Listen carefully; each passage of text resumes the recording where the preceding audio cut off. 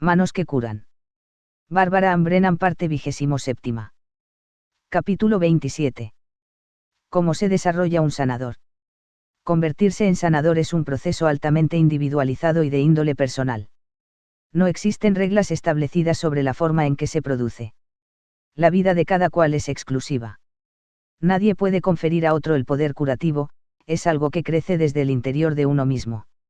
Existe una gran cantidad de cursos a seguir, ingente material técnico que estudiar y distintas escuelas de pensamiento acerca de lo que realmente sucede en el proceso de curación. Hay quienes no dan a sus prácticas la denominación de espirituales. Mi camino hacia la curación fue guiado siguiendo el sendero espiritual, que era el más natural para mí. ¿Cuál es el más natural para usted? Recorra su propio camino, no el sendero previamente constituido, y utilícelo como apoyo y ayuda en la creación de sus nuevas ideas. Mi guía y Joan ha comentado lo siguiente sobre el hecho de convertirse en sanador. Dedicación. Convertirse en sanador implica dedicación. No dedicación a la práctica espiritual y religiosa o a un grupo de rígidas reglas específicas, sino a un sendero determinado de verdad y amor. Lo que quiere decir que la práctica que tenga el lector con esa verdad y ese amor probablemente cambiará a medida que recorra el sendero, lee la vida. Me atrevería a decir que hay muchos caminos que conducen al cielo, tantos como almas regresan al hogar. Si investigáramos en la historia del ser humano, descubriríamos que muchos han viajado antes que nosotros y encontraron la iluminación. Muchas, de esas vías que fueron recorridas no son conocidas ya por la raza humana en estos momentos de la historia. Algunas las estamos recuperando, otras siguen estando perdidas. Pero no importa, nuevas vías se forman continuamente desde las profundidades del alma humana, desde donde quiera que cada alma se encuentre en ese momento, para permitir el regreso a casa. El proceso de eterna renovación de la fuerza creativa que se acumula en el interior de usted y de todos los demás. Esto es lo que significa volver al hogar. Cuando aprenda a fluir por completo, sin resistencia, con ese movimiento creativo interno, estará en casa. Eso es lo que significa estar en casa. Pruebas. Tan pronto como el lector decida dedicarse a su auténtico camino y lo convierta en la prioridad determinante de su vida, tendrá conciencia de que en ésta se está produciendo un proceso general. Este proceso vital le llevará a través de paisajes interiores que cambiarán la naturaleza de su realidad personal. Empieza a ver la relación causa-efecto entre su realidad personal interior y el mundo exterior. A mí me guiaron cuidadosamente, mi yo superior y mis guías, mediante un proceso gradual proyectado para ayudarme a aprender la ley espiritual. Pasé periodos de tiempo bastante prolongados concentrándome y aprendiendo sobre la naturaleza de la verdad, la voluntad divina y el amor. Tras un tiempo que dediqué a concentrarme en uno de esos principios, sentí como si me estuvieran probando.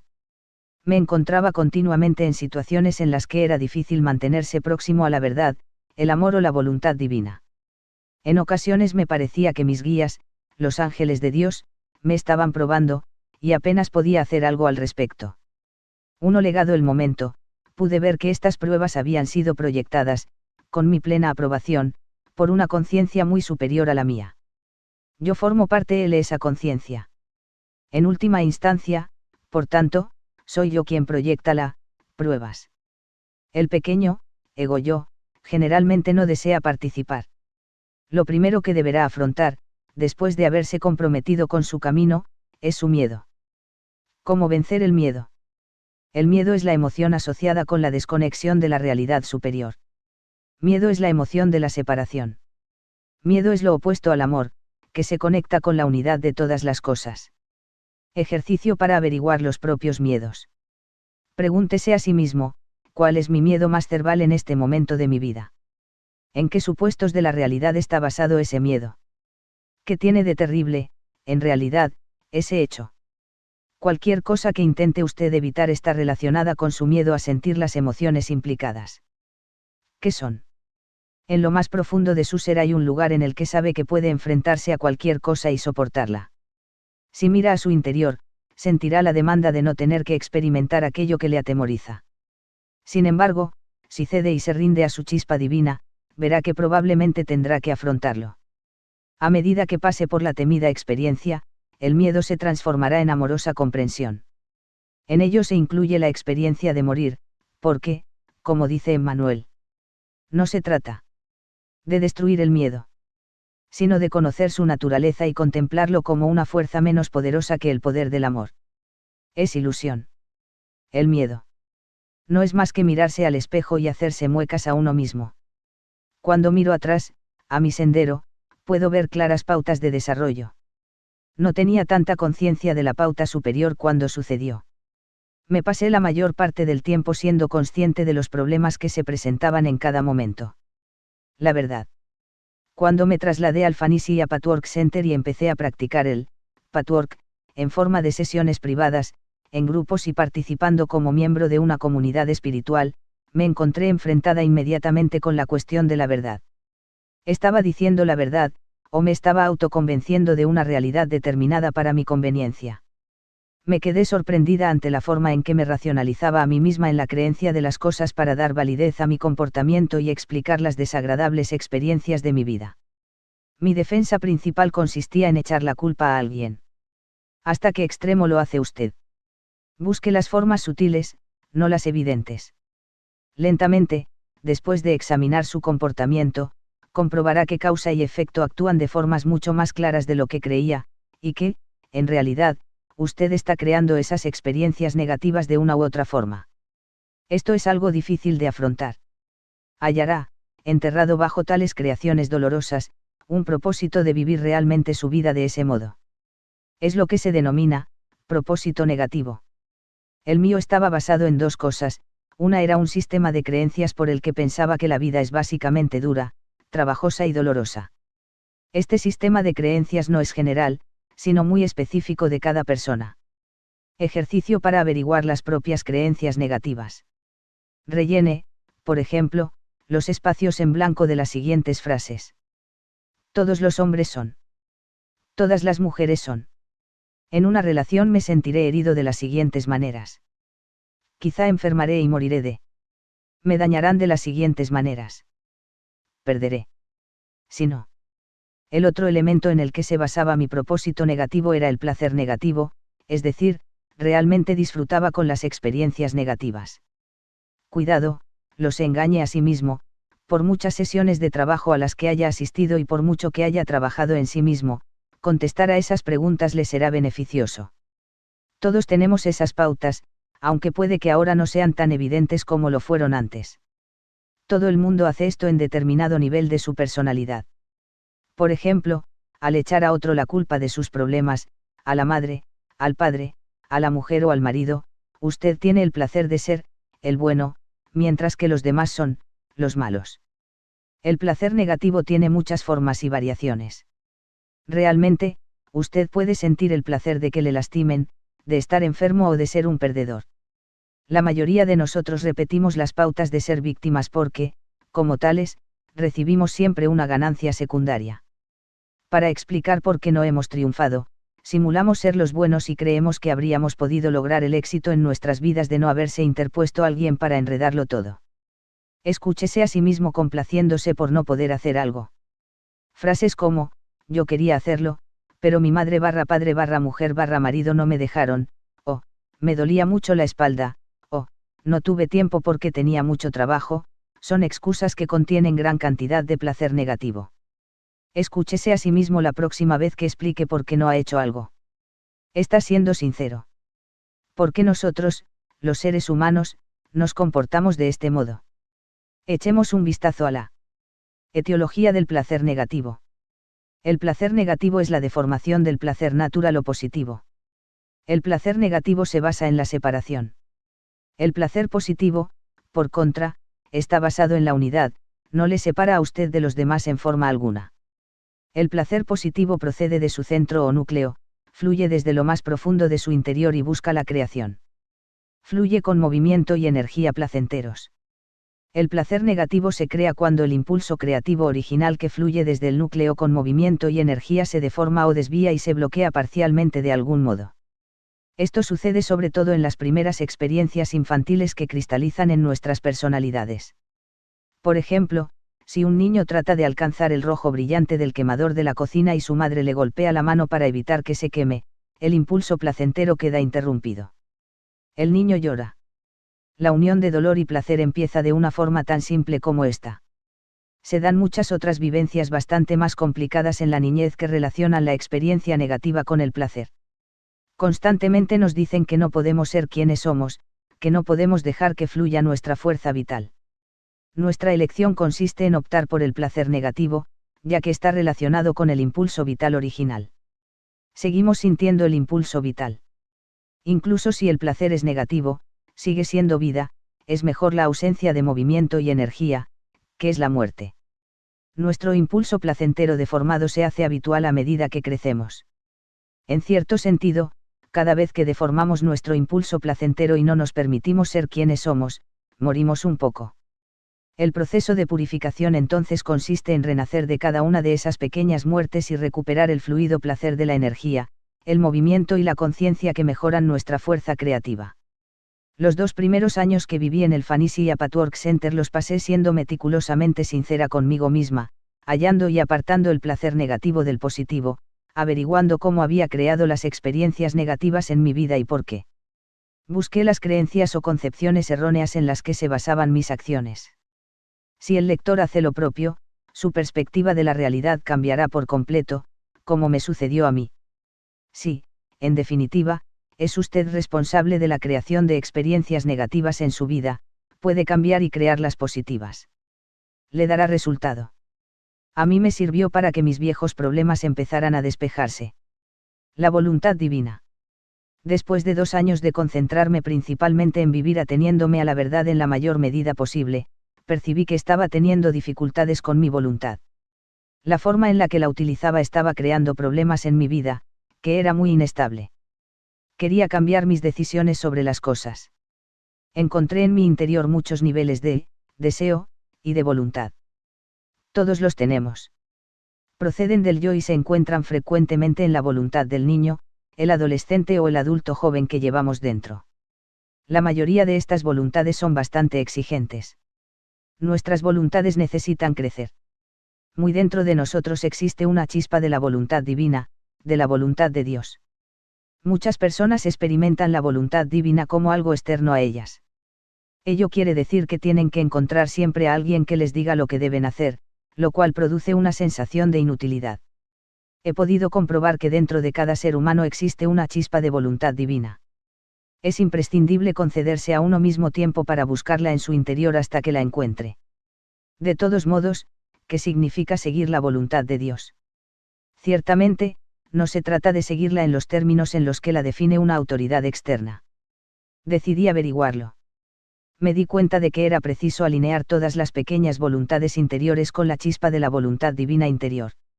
Decidí que la mejor forma de hacerlo, para mí, consistía en desarrollar un uso positivo de mi voluntad comprometiéndola en la práctica diaria.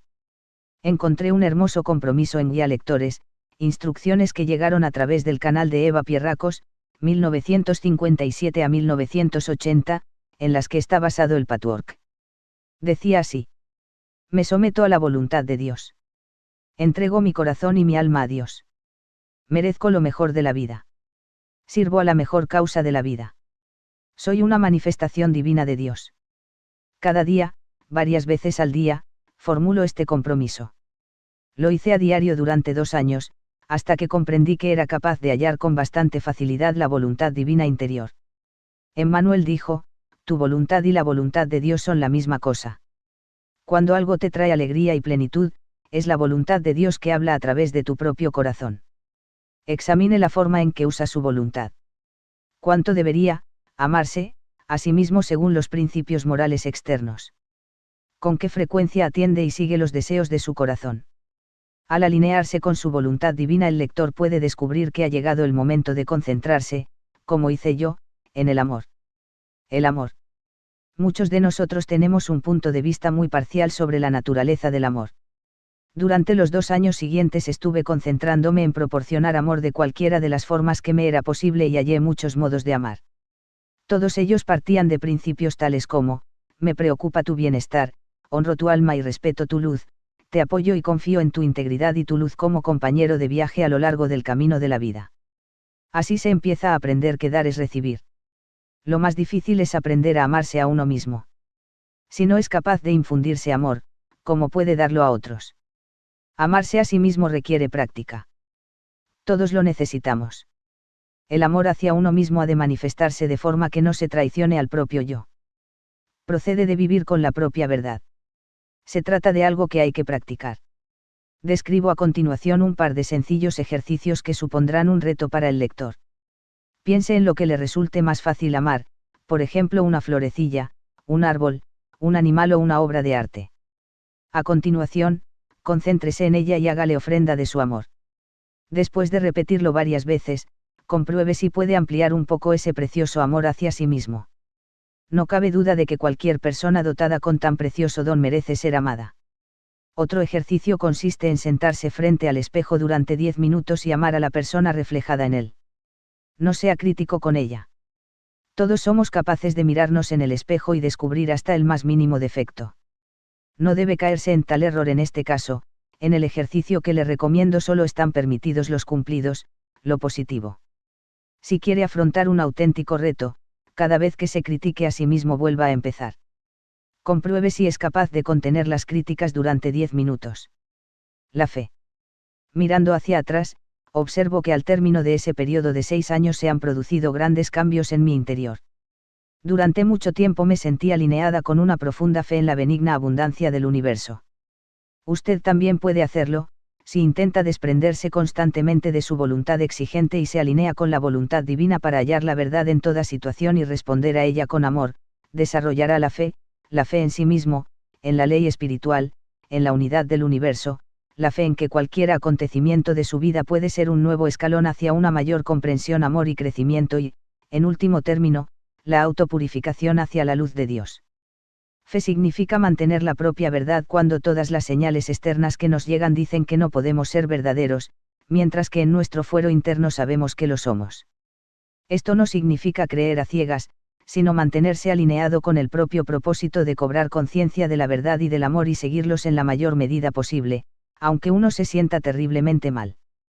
Cuando estaba en la cruz, Cristo tuvo la fe de reconocer que ya no sentía fe, y exclamó: Padre, ¿por qué me has abandonado? Fue meticulosamente honrado consigo mismo, en ese momento había perdido la fe. No ocultó el hecho ni trató de disimularlo. Se amó a sí mismo expresando sinceramente su dilema. Más tarde recuperó la fe cuando dijo: Padre, en tus manos encomiendo mi espíritu.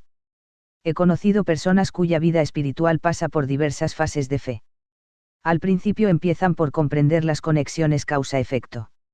Descubren que una creencia y unas acciones positivas aportan una recompensa positiva. Empiezan a cumplirse sus sueños. Empiezan a afirmar la fe en su interior. Da resultado, exclaman encantados. En cualquier caso, poco tiempo después están listos para comprobar su fe en un plano más profundo. Probablemente no tienen conciencia de esta decisión interna de probarse a sí mismos, ya que ello cambiaría la naturaleza de su prueba. ¿Qué es lo que sucede? Toda comprobación externa del proceso positivo de causa-efecto parece desaparecer durante algún tiempo. Las cosas empiezan a salir mal. La realimentación positiva pierde fuerza y la persona empieza a dudar. El antiguo pesimismo alza su fea cabeza. ¿Dónde está la ley espiritual? Quizá, a fin de cuentas, solo fue un punto de vista parcial e ingenuo del universo. A usted le sucederá probablemente lo mismo. Cuando tal caso se dé en su vida, podrá interpretarse como señal de un mayor crecimiento. Empezará a tratar causas y efectos a plazo mucho más largo, tanto en su propia vida como, en último término, en su calidad de parte de la evolución de la raza humana. La recompensa por vivir en la verdad se convierte en placer de la vida en cada momento de su existencia. No tiene que esperar a que le llegue la dulzura espiritual, la está recibiendo ya. Estar aquí y ahora significa aceptar el lento proceso de la evolución humana, aceptar sus limitaciones inmediatas con no perfección. Manejar el tiempo. La fe me ayudó de forma determinante a solucionar algo que siempre me había causado preocupación: hacer las cosas a tiempo. En cierta ocasión pregunté a mi madre qué era, según sus recuerdos, lo que más problemas me había causado en mi etapa de crecimiento. Me respondió: cuando querías algo tenías que obtenerlo de inmediato. En estos últimos años he aprendido a tener paciencia, y finalmente estoy empezando a comprender qué supone para mí. He aquí mi pensamiento, que quizá le dé resultado a usted también: tener paciencia es una declaración directa de fe en los proyectos divinos. Es la aceptación de que todo va bien tal como está, porque usted lo ha querido así.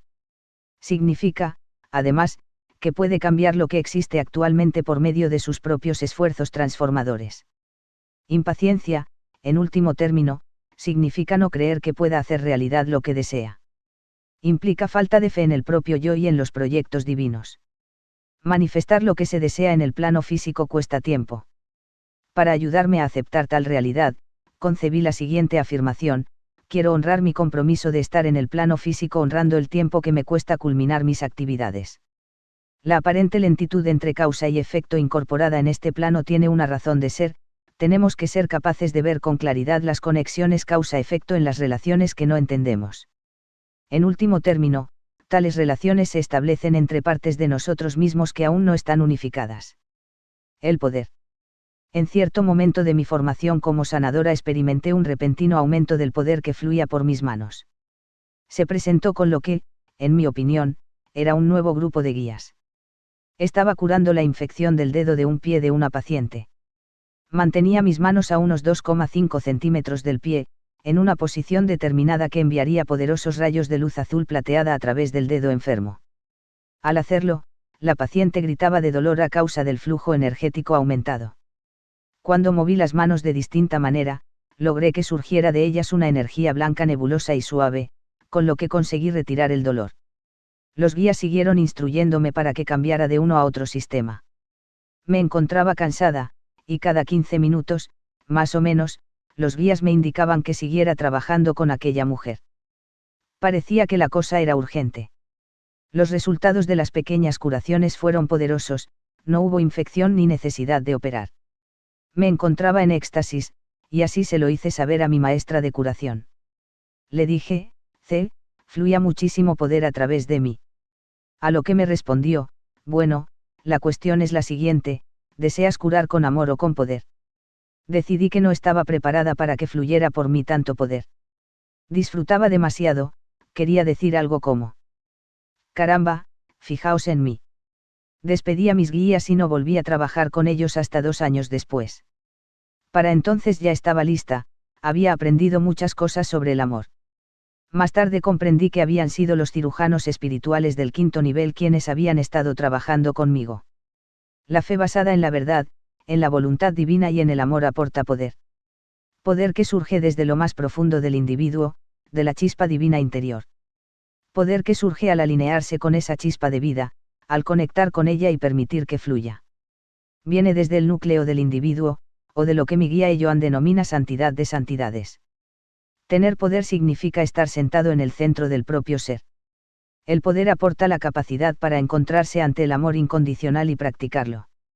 Lo que quiere decir devolver con amor todo lo que recibimos, sin traicionar al yo.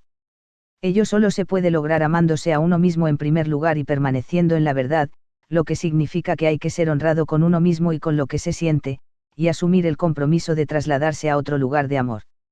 Como verá, si niega sus reacciones negativas empujándolas hacia abajo, no se estará amando a sí mismo ni a los demás. Si las siente y reconoce de algún modo, dejará espacio para que fluya el amor. Se autoliberará para desplazarse a un lugar amatorio interno.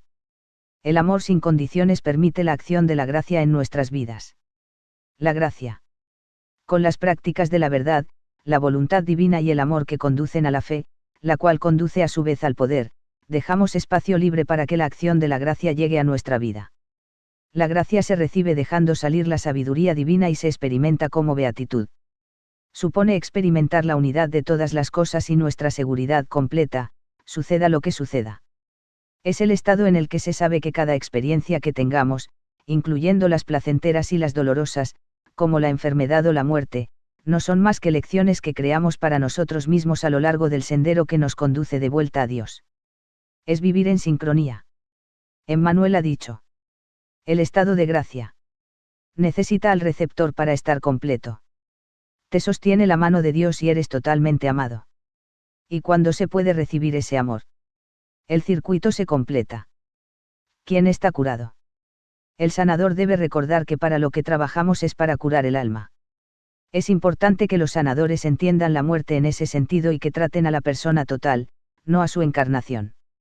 La curación no ha de abandonarse por el mero hecho de que el paciente se esté muriendo físicamente.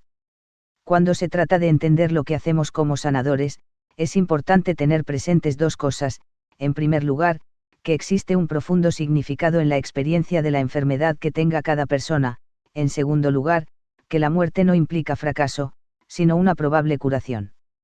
Para recordar esto, el sanador debe vivir en dos mundos, el espiritual y el físico.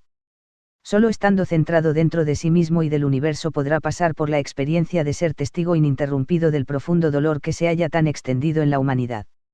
Hice a mi amigo Emmanuel la siguiente pregunta al respecto. Si creamos nuestra enfermedad, ¿no será acudir al sanador una forma de desviarnos del trabajo en nosotros mismos, de actuar sobre la fuente de la enfermedad? Emmanuel contestó: todo depende de por qué se acude al sanador, y a quién se recurre. Es una estupenda pregunta y, si se me permite decirlo, es la pregunta que nuestro sanador se ha hecho a sí mismo en innumerables ocasiones. ¿Qué es la responsabilidad y, en consecuencia, qué hay que dar y qué se debe recibir? Y si se visualiza algo, debemos darlo a conocer. Las preguntas son infinitas y, sin embargo, hay una realidad fundamental básica que debe tranquilizar.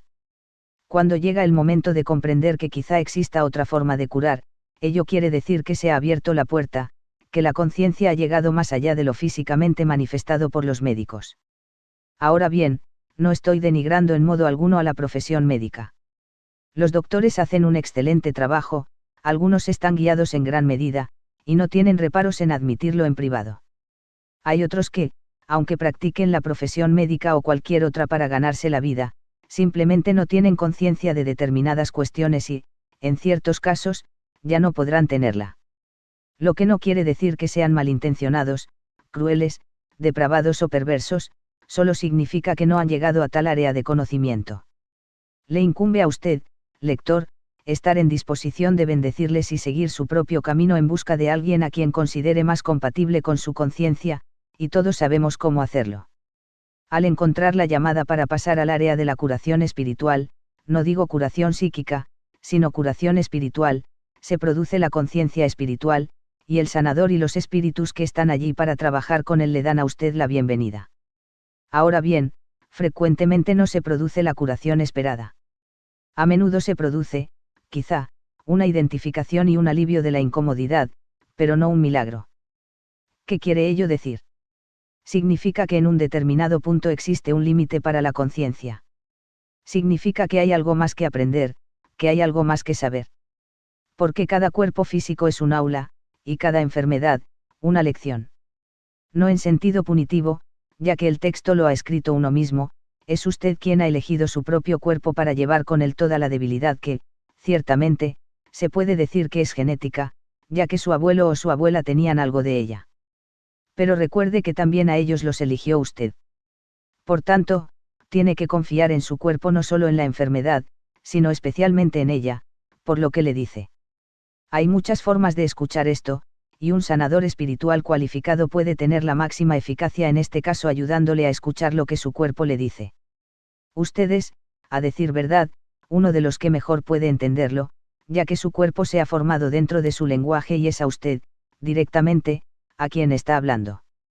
Sin embargo, un especialista en curación espiritual puede alterar de nuevo esa conciencia de la unicidad y alinearla con la verdad. La capacidad de mantener esa verdad o de curar un cuerpo enfermo en ese momento depende de tantos factores que ahora no podría ni empezar a enumerarlos. Pero usted mismo está perfectamente capacitado para hacerlo. Si, en último caso, se produce lo que en términos humanos se denomina un fallo, si alguien, Dios no lo quiera, muere, debe usted considerarlo como un afortunado acontecimiento. Su alma ha culminado la tarea y está esperándole un nutrido y jubiloso comité para darle la bienvenida en su realidad primaria. Después de todo, su ser físico no estaba destinado a ser infinito. No ha venido usted a este mundo para permanecer eternamente vestido con esa ropa. Confío en que ello le complazca. Por tanto, no hay fallos en la curación espiritual, sino solo pasos. No le asuste realizar la imposición de manos en otros con amor y compasión. No dude en rogar por alguien. No exija resultados, porque no hay forma de saber con seguridad lo que necesita cada alma concreta. Entiendo que ello exige o tal vez parece exigir una increíble cantidad de fe. A medida que el cuerpo y la mente incrementan su purificación mediante los procesos transformadores descritos en este libro, aumenta la cantidad de poder que fluye a través del sanador, como sucede con la gama de vibraciones. Cuanto más alto sea el poder, más efectividad tendrá la curación y más sensible será el sanador.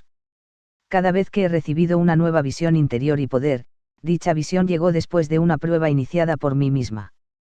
Para realizar esas pruebas hemos de ser meticulosamente sinceros con el yo.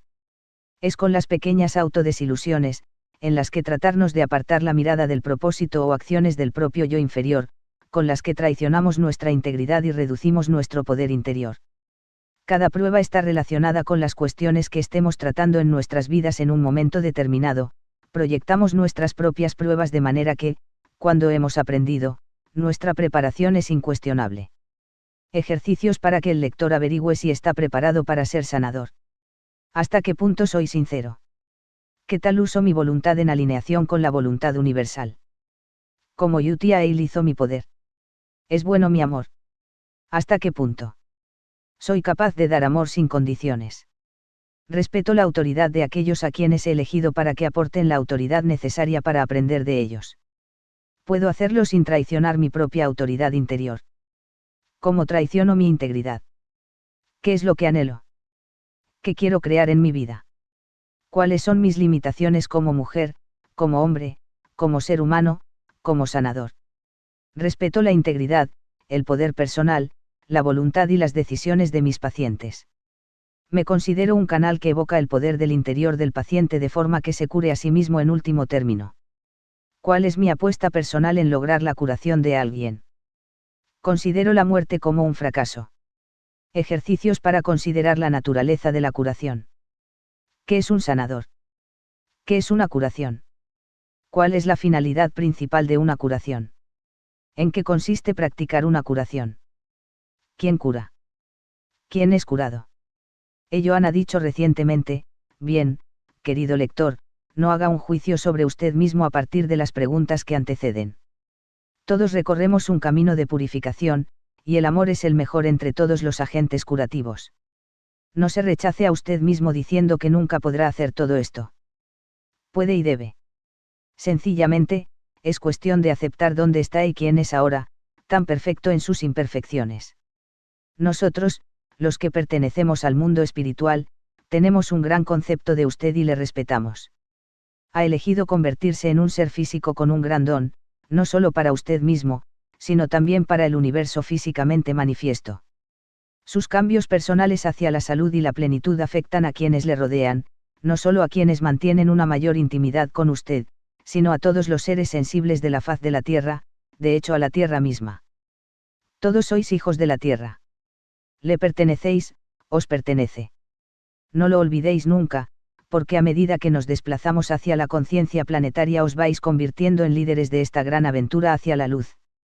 Sobre todo, amaos y honraos a vosotros mismos como nosotros os honramos. En definitiva, cuando estamos con vosotros nos encontramos en presencia de lo divino. Dios os sostiene y ama totalmente. Sabed esto y os encontraréis libres y en casa. Cuando se entiende que la vida se experimenta como un impulso, nos expandimos y sentimos alegría, nos movemos hacia el silencio de la paz, y a continuación nos contraemos. Muchas personas consideran negativa esa contracción. En una reunión de trabajo, en una curación, muchos de vosotros experimentaréis una maravillosa alegría, como si estuvierais en compañía de ángeles. Así se encontrará también el paciente. Pero recordad que por la naturaleza misma del estado de alta energía expandida, más adelante os contraeréis y sentiréis con mayor intensidad la conciencia ampliada que lleváis en vuestro interior. La fuerza y la intensidad puras de la energía espiritual se libera de golpe y empieza a iluminar la sustancia oscura y estancada del alma. Al volver a la vida, la experimentaréis como algo real, con todo su dolor, ira y agonía. Puede que os digáis a vosotros mismos, pero si estoy peor de lo que estaba antes de empezar. Permitidme que os asegure que no es cierto. Ahora sois más sensibles. Después de haber experimentado muchas veces estos altibajos, estas expansiones y contracciones en cada cuestión personal, comprobaréis que desaparecen. Meses más tarde os sorprenderéis diciendo, caramba, ya no lo hago, y lloraréis de felicidad, como lo hicisteis las primeras veces que volvisteis a la luz y la experimentasteis. Recordad, la palabra que expresa la fe es paciencia. Revisión del capítulo 27. 1. ¿Cuáles son los atributos personales principales que debe desarrollar un sanador para mantenerse despejado? 2. ¿Qué implican las pruebas vitales? Alimento para la mente. 3. ¿Cuál ha sido su proceso de purificación para llevarle al camino en el que se encuentra ahora? 4. ¿Está preparado para ser sanador? ¿En qué niveles? 5. ¿En qué área de su ser empleará con mayor probabilidad, el poder de curación? ¿Qué propósito tiene su yo inferior o yo sombra? ¿En qué creencia errónea se basa ese propósito? ¿Cómo puede curar esa parte de sí mismo para realinearse con su voluntad divina interior?